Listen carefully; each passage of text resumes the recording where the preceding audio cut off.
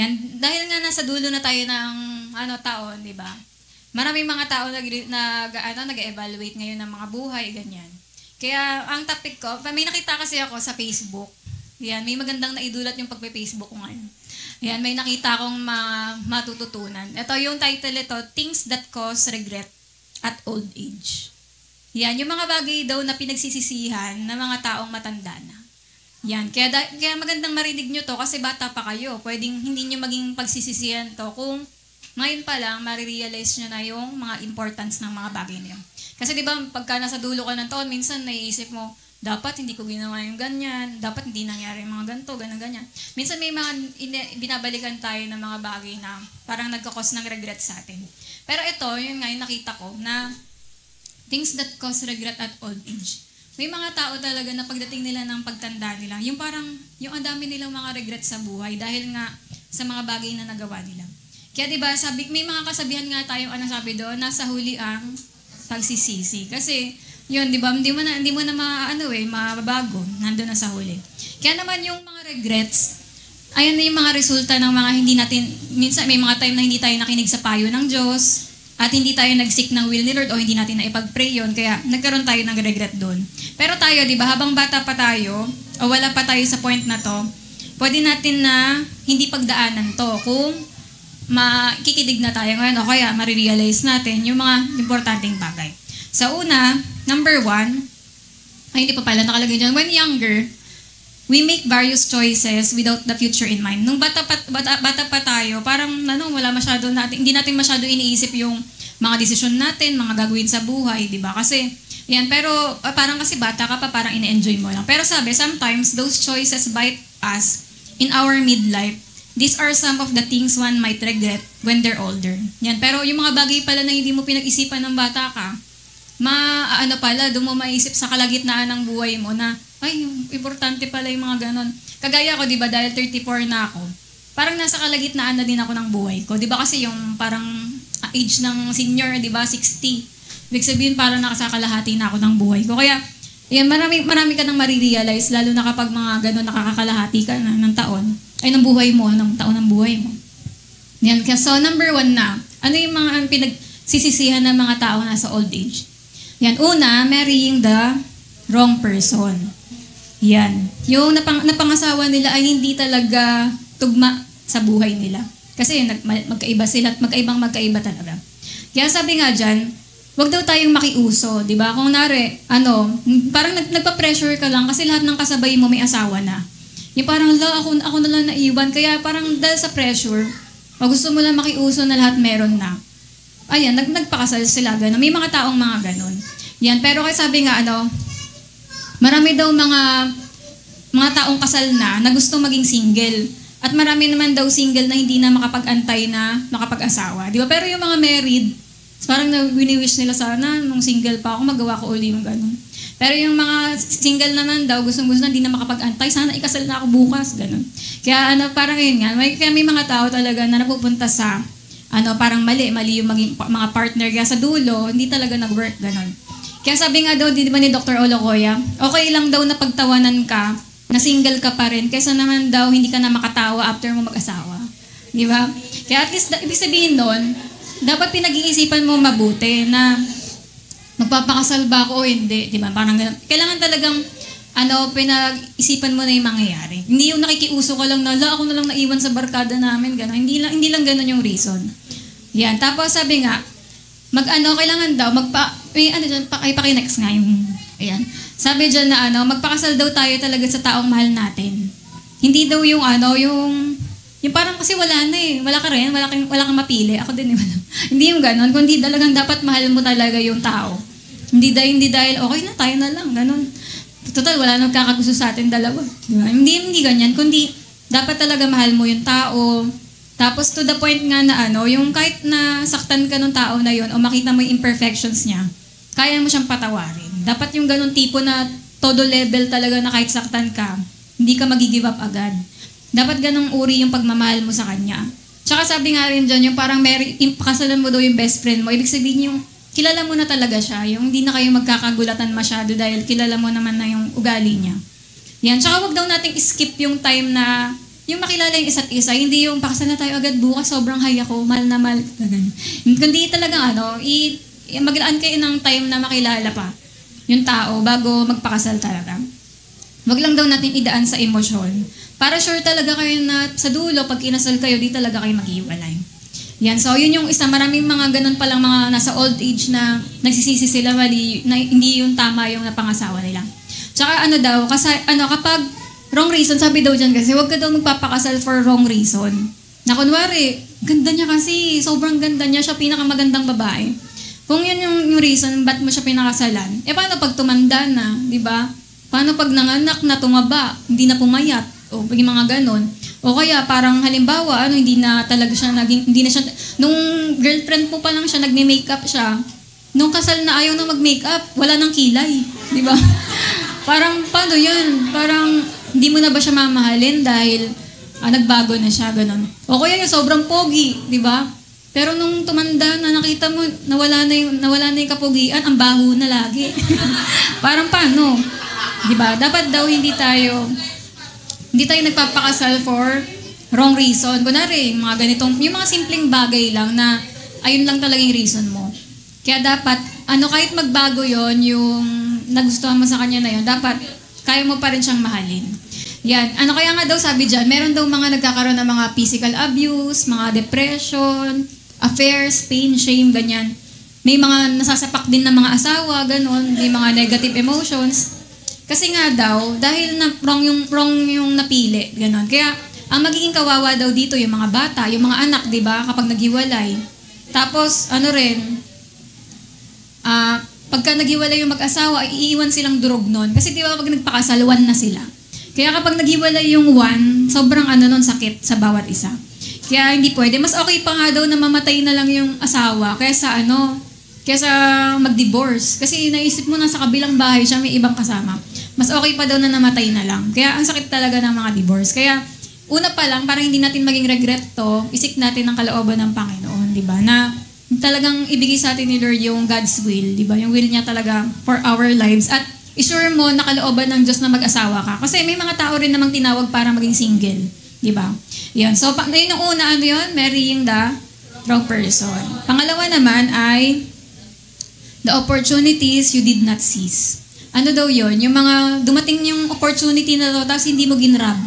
Kaya dahil na hindi mo tinake yun, lumipad na lang, napunta na sa iba, hindi mo na nakuha. Ganun. Kasi kala mo, darating pa uli yung ganung time, pero hindi na pala. Kaya sabi nga, di ba, habang bata ka pa daw, na maraming mga opportunities na dumarating sa buhay mo. Kaya naman, ipag-pray mo, Lord, ito po ba ay dapat kong i-grab, ganun. Tapos, pero sabi may warning nga rin daw, hindi daw lahat ng mga opportunity ay galing kay Lord. Tandaan niyo yun hindi lahat ng opportunity galing kay Lord. Yung iba, alok ni Satan yon para mawala ka na sa kalooban ni Lord. For example, may mag-alok sa'yo mag-artista, di ba? Pwedeng mawala ka na sa kalooban ng Panginoon. Sunday, nasa asap ka kaysa na nasa church, di ba? May mga, mga alok sa'yo na mag-business ka na ganito, kaka-business mo, nalayo ka na sa Panginoon, puro pera na laman ang isip mo. Pwede rin naman na yun sa work na to. Yayaman ka dito, pero yun nga, promote ka, kaya lang nga, hindi ka na makakapagsimba. Di ba? Yung mga ganon, na may mga alok na hindi talaga galing kay Lord. At yung parang pinagpapalit yung relationship, kaysa yung pamilya, para dun sa career o sa trabaho. Kaya minsan, pag-iisipan mo, ano yung pinakamahalaga, yung relationship ba, o yung may marami kang pera at maganda trabaho mo. Yan. Pero ito, tungkol sa good opportunities tayo. Yan, kagaya ng mga pag-share ng Word of God, habang may opportunity ka pa mag-share, habang may opportunity ka makapag-mission, di ba pag darating yung time, ang hirap na mag-mission, kasi hindi na kaya, may anak na, may gantong responsibility. Kaya habang bata pa kayo, binibigyan kayo ni Lord ng time na magawa yung mga bagay na to, maglingkod, gamitin yung mga talents kay Lord, kailangan gamitin yun yan para hindi na kayo magsisi sa dulo. Kaya di ba lahat yun sa Ecclesiastes 12:1, yung sabi doon na, remember your Creator in the days of your youth. Na may mga bagay talaga na hindi mo na magagawa pag matanda ka na. Yan, kaya naman kailangan paggamit na natin to kay Lord. Kagaya ng pag-attend ng mga youth events, di ba? Bilang mga kabataan, dapat mag-attend na tayo na mag-attend kasi di na darating yung opportunity na yan pag tumanda ka na. Yan, at nandito rin kayo sa mga youth, nasa point kayo na pwede kayo mag-aral, di ba? Pwede kayo magbasa na magbasa. Pero pag minis out nyo tong time na to na dapat nag-aaral kayo at nagbabasa, kunwari nagbabasa rin kayo ng mga books ng Christian books, ganun. Pero hindi nyo pinaglaanan ng time, hindi na darating yung time na matututo ka pa. Kasi pagdating ng araw na may anak ka na, ang hirap na. Di ba? Meron ka nang aalagaan kasi. Kaya yun, habang may time tayo magpakalalim na tayo. Kung binibigyan tayo ni Lord ng chance makapag-prayer marathon ngayon, attend ka na. Dahil pag may anak ka na, hindi ka na magpe-prayer marathon dito. Hindi ka ganun-ganun ka dito. Di ba? Ang hirap na. Tapos yun nga, na sabi din dito, di ba? Huwag ka daw maging tamad at wag ka daw matakot o mayabang na hindi mo na kailangan yun. Yan. At parang yun nga na huwag tayong maging parang tinatamad ka kasing gawin yun kaya hindi mo na nakuha yung opportunity. Tapos meron din sinasabi dyan na too big for them. Parang inisip mo, parang hindi ko naman kaya yun eh. Pero kapag inisip mo na I can do all things through Christ, magagawa mo yun. Kaya pag may mga opportunity dumarating sa inyo, lalo na para magamit ka ng Panginoon, dapat i-grab mo yun kasi baka hindi na dumating yung pagkakataon na yun. Tapos pangatlo naman, the bridges you burn. Yan. Ano sabihin nun? Paano yun? Wala pa naman po ako nasunog na bridge. Yan. Ibig sabihin nito, relationship. Yung mga taong in-unfriend mo, nireject mo na lang, okay na yun. Kahit mawala na tong mga tao na to, gano'n. Yung mga pinabayaan mong mga relationships. Halimbawa, nung bata pa kasi tayo, feeling natin, lagi naman nandyan yung mga kaibigan, lagi naman nandyan yung pamilya. Feeling mo, laging nandyan din yung kunwari, boyfriend o girlfriend. Lagi naman sila nandyan. Kaya ang nangyayari, mas pinafocus natin yung work, yung pag-aaral, binabaliwala natin yung mga taong nagpapahalaga sa atin. Kasi kailangan kong maging honor student. Kasi kailangan kong ma-promote sa work. Kaya hindi mo na pinansin tong mga friends mo o yung mga kahit na loved ones, ganyan. Kaya sa dulo, di ba, makikita mo na nung nagtagumpay ka, wala yung mga close friends mo na wala rin yung loved ones mo para mag-congrats sa'yo. Di ba? Kaya daw ang lungkot, di ba, na na parang dahil nga hindi natin priority yung mga relationships, sa dulo, makikita mo, ang lungkot pala magtagumpay na wala kang mga loved ones sa paligid mo. Di ba? Kaya yung parang ganun. Na pag naging successful ka na-achieve mo na yung buhay na gusto mo, parang pwedeng ang mga friends na meron ka, mga plastic lang, di ba? Congrats! Ganun. Pero yung parang wala yung talagang reason bakit ka inspired, di ba, na mag-achieve. Kasi nawala yung mga close relationship. Kaya naman, dapat balance tayo. Nag-aaral ka, nag-work, pero priority mo yung mga loved ones, mga friends. Huwag mo silang isang tabi kasi masaya pa rin sa dulo na naka-achieve ka tapos nandyan yung mga kaibigan mo at pamilya. Di ba? Tapos number 4. The child you aborted. Kaya ito, bakit, kaya regrets nga, di ba? Kaya kailangan mag-ingat kayo, di ba? Na wag kayong parang yun nga, na ma-guide yung buhay natin. Ito yung mga regrets ng mga tao na mga nag-abort din. Kasi, di ba kaya nga hindi gusto ni Lord yung abortion? Kasi murder yan, pagpatay yan, di ba? At saka yung mga taong nagpa-abort kasi dinadamage nila yung conscience nila. Yung ang sakit sa konsensya nila yun. Hanggang pagtanda, hanggang dala-dala nila yung iniisip nila kaya itsura ng bata na yun. Parang kaya kung nabuhay siya. Parang lagi silang may mga what if na ganun.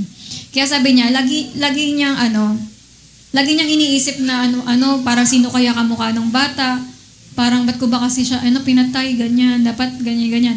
Parang ganun, nasa pagtanda daw nila, wini-wish nila na sana binuhay nila yung bata. Lalo na daw kapag nagkaroon na sila ng pera, ng mga possessions, parang iniisip nila na dapat tagapagmana rin yung bata na yun, ganun.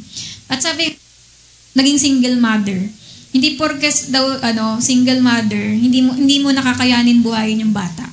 Yan, kaya kung may makilala kayong ganun, i-encourage nyo sila, yan, di ba na, ayun nga, na may pa rin, may pag-asa pa rin. O at sabi nga, at hindi rin porkes single mom, hindi na makakahanap ng matinong lalaki. Di ba? Kagaya nga si LJ Reyes, di ba? Na dami niyang anak, 2 ba? Pero nakahanap pa siya ng Christian na lalaking pinakasalan siya, di ba? Kaya hindi porke parang yung mga naging single mom na iniwan ng lalaki. Parang wala ng pag-asa, kundi ayun nga, makakayanan pa nila yun. Kaya dapat i-encourage natin silang magpa-abort sa mga nakilala nyo. Yan. Pero di ba ang reason naman talaga nagpapa-abort sila kasi bata pa sila. Pero ikaw, kung bata ka pa, huwag ka nang sumuway, di ba? Huwag ka nang magpaka-rebelde, sumunod ka na kay Lord, at huwag ka magpabuntis para hindi ka magpa-abort. Yan, yun nga. Yan, sa, may ano, hindi naman nyo to pwedeng, ay, hindi nyo naman to kailangan maging regret, di ba? Kasi nga, nagpapagabay tayo sa love life natin kay Lord. Number 5. Tsaka di ba mayroong yung nagpa-abort tapos nung gusto na nilang magkaanak, hindi na sila nagkaanak. May gano'n na dahil nagpa-abort, parang na-damage na yung sa ano niya. Hindi na makagawa ng baby doon. Kasi sira na, gano'n. Kaya yan, tapos, kaya yun nga na, malungkot talaga. Ang daming, kahit sa YouTube, maghanap kayo ng mga testimony dyan, yung sobrang regret daw nila nagpa-abort sila. Ayan, tapos number 5, the child you rejected. Ito naman yung, kunwari yung lalaki, hindi niya pinanagutan yung babae. Nabuntis, sabi niya, ayoko na hiwalay na tayo. Ibig sabihin yung bata, rejected na siya. Yan, yung hindi pinanagutan ng tatay. Sa end daw ng buhay ng tao na yun, na nireject niya yung bata. Madami daw mga regret talaga yun na parang iniisip niya, parang lungkot na, sobrang lungkot niya, di ba? Parang kasi marami ring mga lalaki, di ba, na in their old age. Pansin nyo, maraming nagkakaroon din na, pinakamadami daw na nagkaka-Alzheimer o nakakalimot, lalaki talaga, na matatanda. Hindi daw, parang mas marami ang lalaki kaysa babae. Kasi yung lalaki nga, di ba, mahilig mag-isip na mag-isip. Pero yung mga lalaking mga matatanda na pagtahimik na kasi iniisip nila, ang dami nila, yung mga regrets nila sa buhay, ganyan yung mga, kaya parang sobrang lungkot nila. Tapos kaya, di ba, ang dami rin mga matatandang lalaki na namamatay mag-isa. For example, sa Japan, di ba, ilan yung mga apartment doon na ilang buwan na pala patay yung lalaki. Walang nakakaalam. Kasi mga mag-isa, mga iniwan ng asawa, o kaya parang basta ganun, inom sila ng inom hanggang namatay sila. Kasi marami rin talaga lalaki na syempre dahil kabataan sila, ang iniisip nila gawin, takasan yung nabuntis nila. Kasi parang irresponsible pa sila. Pero regret nila yun na pagtanda nila, dapat kasi hindi, ganyan, kasi dahil bata pa ako nun, ganun ako ka-irresponsible, ganyan. Kaya pagtanda nila, maglulong sila na sana kilalanin sila ng anak nila, sana gustuhin din silang makasama ng anak nila, pahalagaan sila. Pero dahil ni-reject niya yung mga bata na yun, wala na rin yung paki sa kanya. Kaya regret daw yun ng mga tatay na pinabayaan nila yung anak nila. Pero ang totoo, pagtanda, may longing na gusto mo sila makasama. Tapos number 6, the marriage you destroyed. Yan, ito naman. Kaya tayo, pag nagpakasal tayo, talagang wala na dapat hiwalayan. Kasi yun nga, parehong idadamage yung, diba nagiging one na nga yung mag-asawa, ide-destroy nyo yung isa't isa kapag naghiwalay kayo. Talagang may damage yun. Kaya sabi niya, sabi dito, nakapag-asawa ka, di ba? Tapos naging masaya kayo nung una, ganyan. Pero nangyari, along the way, nagkaroon ng maraming pera, tapos naging busy. Kaya nagkaroon ng mga affair, gano'n, may mga nagkaroon ng kabit, gano'n. At naging unfaithful sa asawa.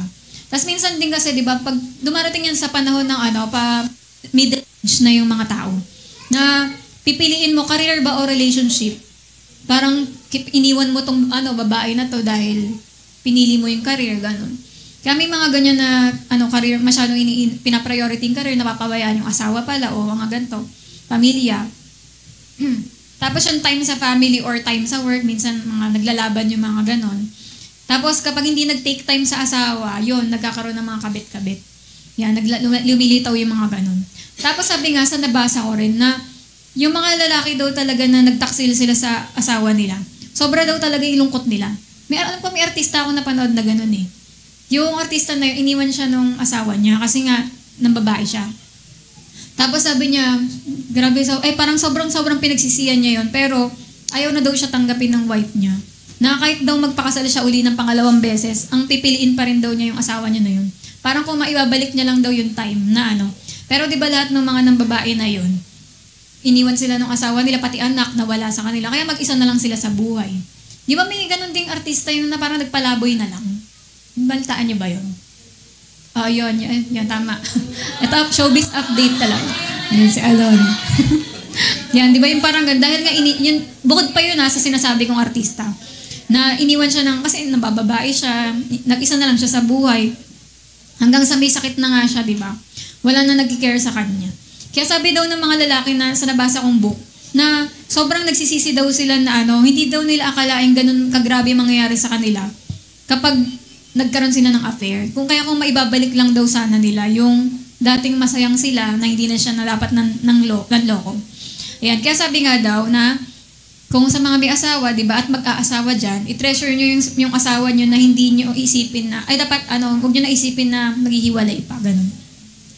Yan, tsaka baka mag-rapture na, kaya baka bukas, di ba, mag-rapture na, kaya pagtiisan na natin yung asawa natin kung may mga pinagtitiisan tayo.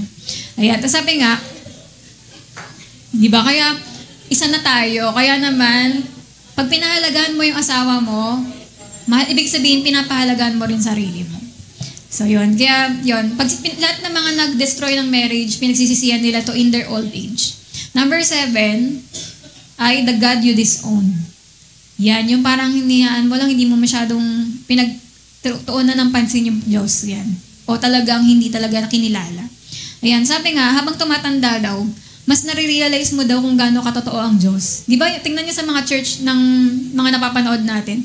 Ano ang pinakamarami sa loob ng church? Di ba mga adult na? Kasi na-realize na nila, totoo talaga may Diyos. Yan. Sa mga kunwari, di ba pag nakikita mo yung mga mega church, ano pinakalaman? Mga adult, di ba?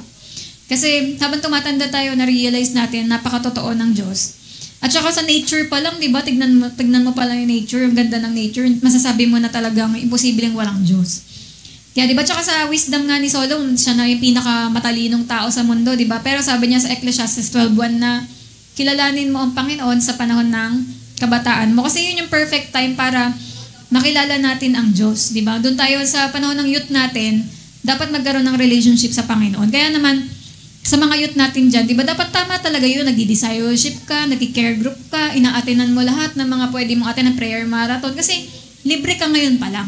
Pero pag may work ka na, mamimiss mo na lahat. Kasi hindi na ganun ka normal ang buhay. Kaya nung time na kabataan tayo, dapat binibigay mo na yung oras mo na makilala ang Panginoon, na mag-grow yung relationship mo sa Kanya, nang sa ganon, kahit tumanda ka, wala na, matatag ka na talaga sa Panginoon. Yan. Kaya, tsaka di ba kapag sa panahon ka pa lang ng kabataan mo, nagkaroon ng relasyon kay Lord, di ba nagagabayan yung buhay mo sa pagtanda? Talagang maayos yung mga natatahak mong landas, kasi meron ka ng gabay mula nung kabataan ka pa. Yan, di ba? Kaya naman sa mga kabataan dyan, huwag nyo hayaang may maging regret kayo, kundi atinan na natin lahat. Yan. Tapos lalo na, syempre, ito, regret talaga yan, yung the God you disown. Regret yan ng lahat ng mga taong napunta sa impyerno. Kasi syempre, di ba, sobrang sisi nila na ba't hindi ko kinilala ang Diyos? Di ba, ang Diyos pala ang daan papuntang langit. Kaya syempre, regret to for all eternity ng mga taong hindi ko kilala sa Diyos. Yan. Tapos number 8 naman, the body you mess up. Yan. Sabi nga daw, di ba, isa lang ang katawan natin. Hindi tayo kagaya dun sa game, sa Mario, 3 buhay ni Mario, di ba? Pag nalaglag siya, meron na naman another life, di ba? Hindi tayo ganun na parang pwede nating abusuhin yung katawan natin. Kasi hindi naman tayo 3 katawan, nakahangir ba yung 2 yung katawan pa? Di ba? Wala. Isa lang to. Kaya naman, kailangan, ingatan natin, kagaya nga daw sa mga bisyo, di ba, na yung mga addiction, ganyan. Droga, kailangan maisuko na yan lahat. Ayan, pati yung mga, ito naman patungkol sa mga pagkain at inumin. Kagaya nga daw ngayon, di ba sabi, may nabasa akong ganon na sa panahon daw natin ngayon, ang dami daw naglilitawan ng mga uri ng sakit na mga bago. As in, yung mga sakit na yun, wala daw yun ng panahon ng 1970s, hindi daw nag-e-exist yun. Kasi daw, pag tinignan mo daw ngayon, ang dami nang na-produce ngayon ng mga bagong pagkain, bagong inumin. Pero kung ikaw naman, bili ka ng bili ng, ito, milk tea ng ganito, lahat na ng uri ng milk tea, 30, mga 40 na mga shops, lahat ng iba't ibang uri, nabili mo na. Siyempre, makakasama yun sa katawan natin na tinatry mo lahat ng mga inumin na to. Ano itong inumin na to na kulay violet, kulay green, kulay blue, lahat tinikman mo, lahat ng pwedeng mainom, di ba? Hindi porke maraming inumin, iinumin mo lahat. O sa mga pagkain, uy, may bago niyan sa labas, may gantong klase ng pagkain, ganyan. Hindi lahat ng mga lilitaw na pagkain sa mga nag-a-advertise, di ba, ay bibilin mo na lahat, di ba? O kakainin mo lahat. Kasi magdudulot yun ng sakit kapag tayo, di ba? Tinira natin ng tinira lahat ng mga uri ng pagkain na yun. Kaya sa dulo, di ba? Tandaan nyo, may singilan sa dulo yung katawan natin. Sisingilin ka niya, bakit nagka-UTI yung ganito? Kasi di ba yung ininom niya, mga ininom niya lagi. Bakit nagka-diabetes? Kasi puro matamis, di ba? Bakit na ba't nagkaganto yung mga bagay-bagay sa katawan?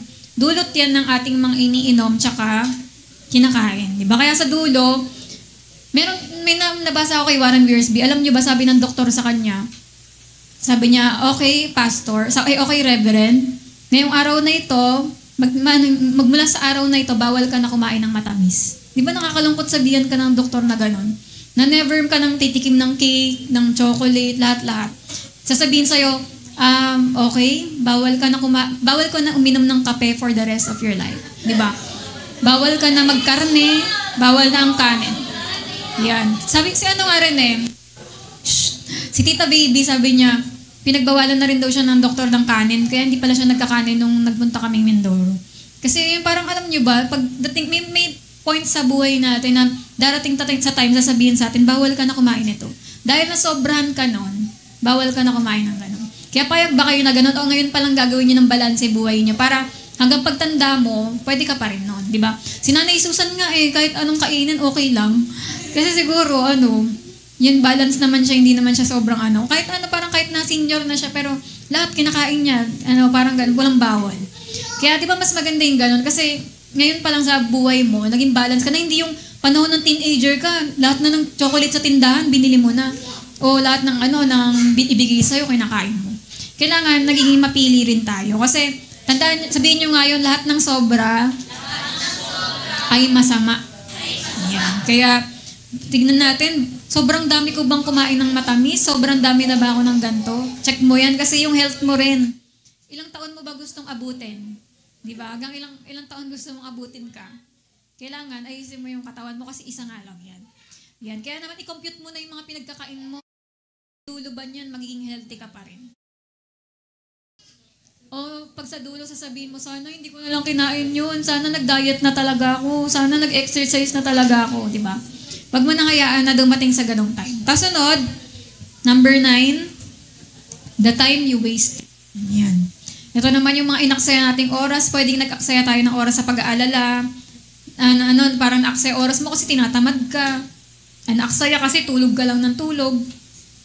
O kaya naman puro excuse ka na, kasi kakatamad kasi ganito, ganyan. O kaya puro ka ng games, puro ka scroll, nagulat ka, 50 years old ka na. Di ba? Ito na lang nangyari sa buhay ko, di ba?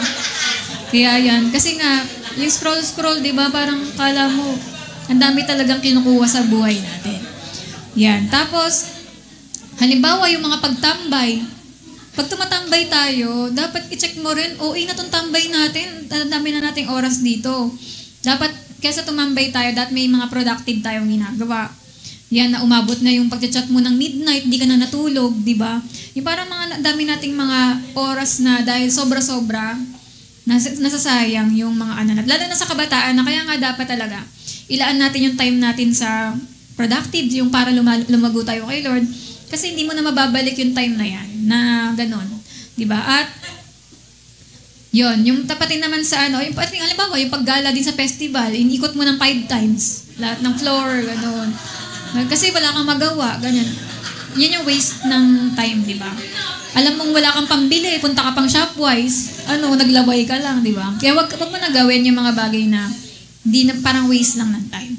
Halimbawa, ito sample lang din Pagka kasi parang hindi na natin natuturo to sa mga sa mga iba rin. Kasi 'di ba pag kahit Sunday nakakagulat kasi na may mga dumarating kalahati na ng preaching, 'di ba? Matatawag ba nating simba yung ganon? 'Di ba hindi na? Kaya dapat halimbawa yung mga pagdating din ng late sa gawain. Parang sayang halimbawa Christmas party. Kakatapos na dumating ka yung tapos na yung raffle, 'di ba? Parang alam mo yun, paano kaya kung ikaw pala yung grand prize pero dahil late ka?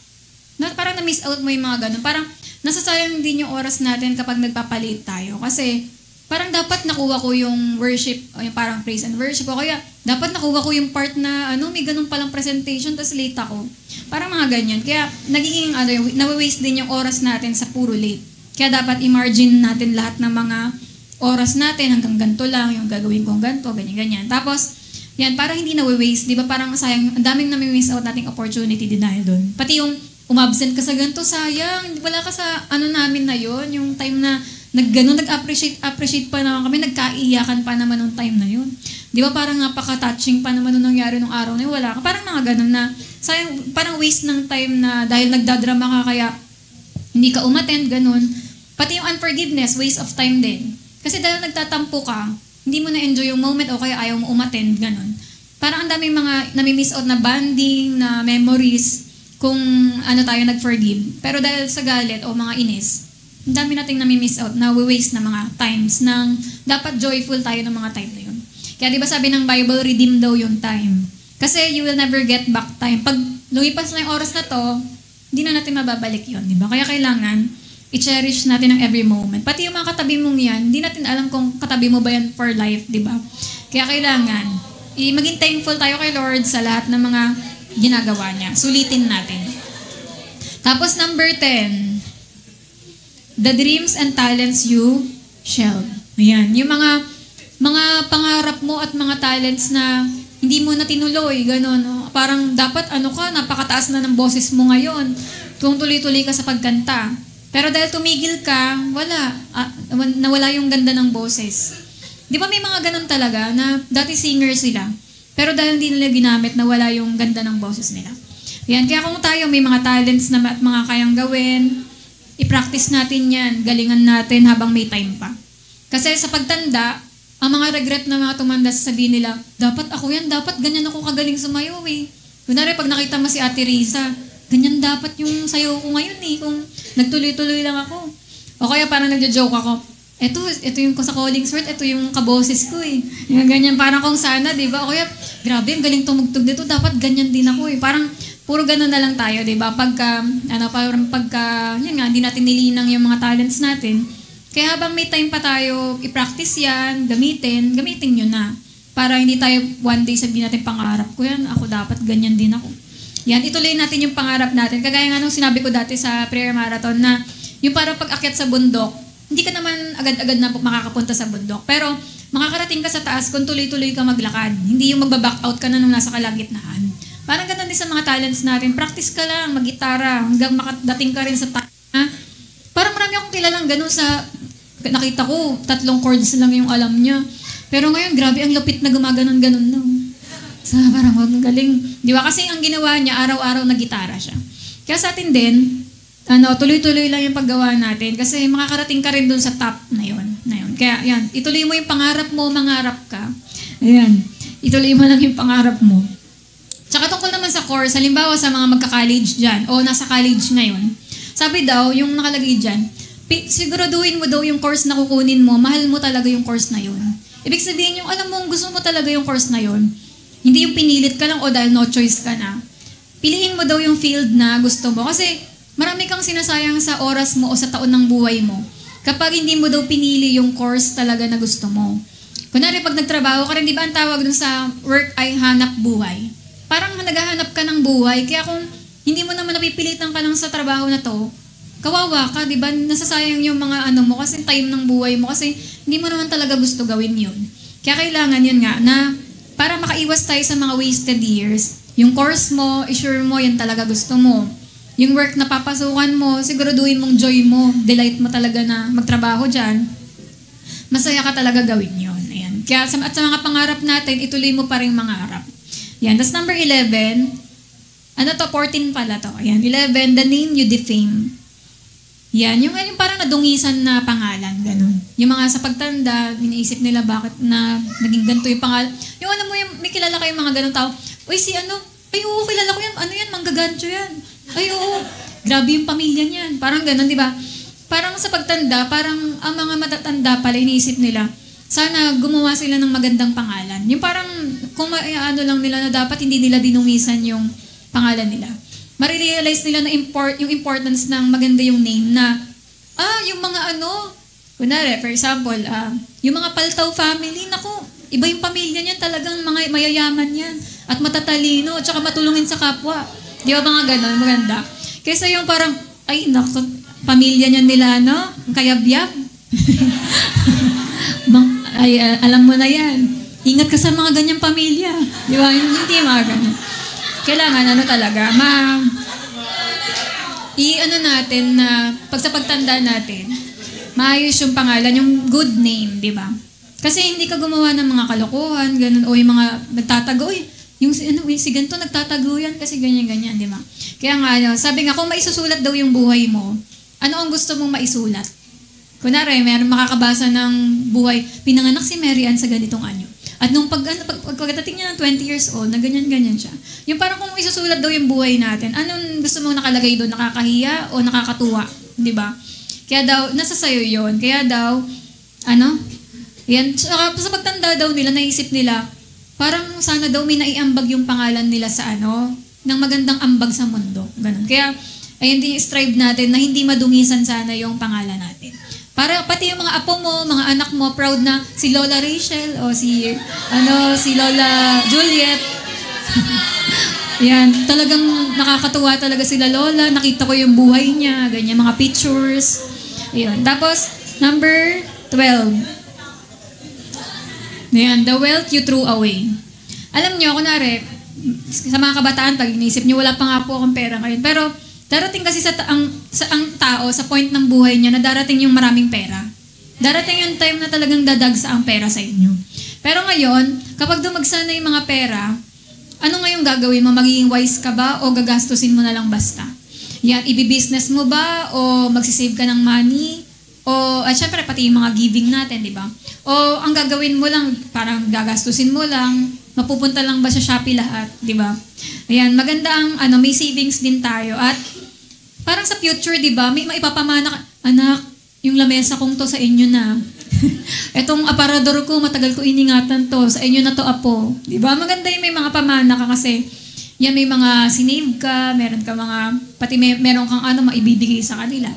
Kaya yun doon yung maganda. Kaya sa pagtanda natin, iisipin natin. Tapos 13, the good love that got away. Yan, ito, tingnan natin tawang. Yan, may mga tao ba na, for example, sa mga panahon to ng mga YA, ganyan. O kaya yung mga kabataan, may makikilala pa lang kayo na mga pwedeng maganto. Sabi dyan, ayan, yung the good love that got away. Makinig, may tao ba na na-meet ka? May tao ba na na-meet ka sa buhay mo na minahal ka talaga, pinahalagan ka?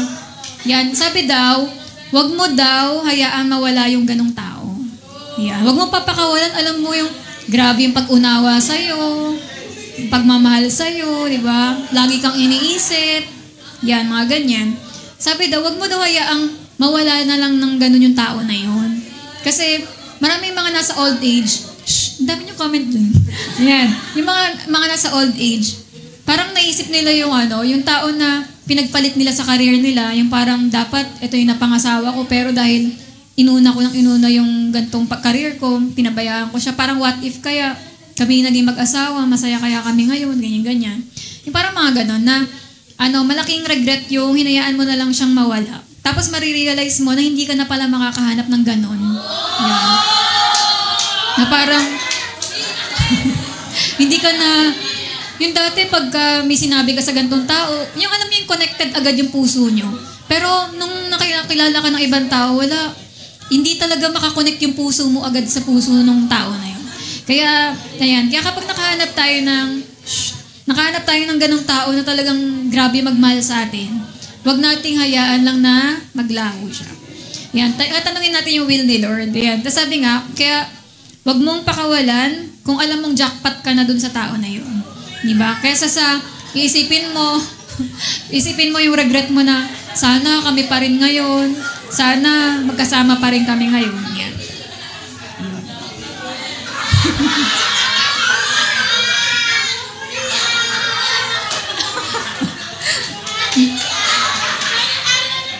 Berna, sino naka-jackpot? Yan. Ayun, tas number 14, last na to. The parents you despise. Yan, so sana nakaka-realize na kayo sa mga bagay na yon. Yan, the parents you despise. Kasi nung mga bata pa tayo, parang hindi natin masyado inintindi yung mga sinasabi ng magulang natin, mga payo sa atin, ganyan. Ayan, ang ginagawa natin, pag hindi tayo natutuwa sa mga sinasabi nila, parang sumasama loob mo sa kanila, tapos hindi mo na sila papansinin. Maraming mga anak din na dinedma na nila yung sarili nilang magulang. Kasi nga, parang sobra yung sakitan na nangyari. Ganun.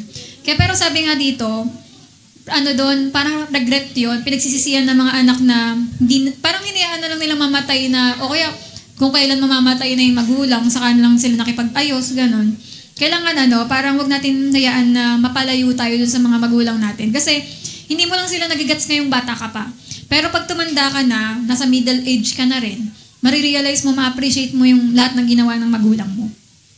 Tapos maintindihan mo na kaya pala nila pinayo yon sa'yo. Ngayon, kasi, habang tumatanda rin daw tayo, nagkakaroon ka ng longing na na magkaroon ng bonding dun sa o makakwentuhan yung magulang mo, ganun. Kaya wag niyo daw hayaan na parang talagang totally wala nang connection sa magulang.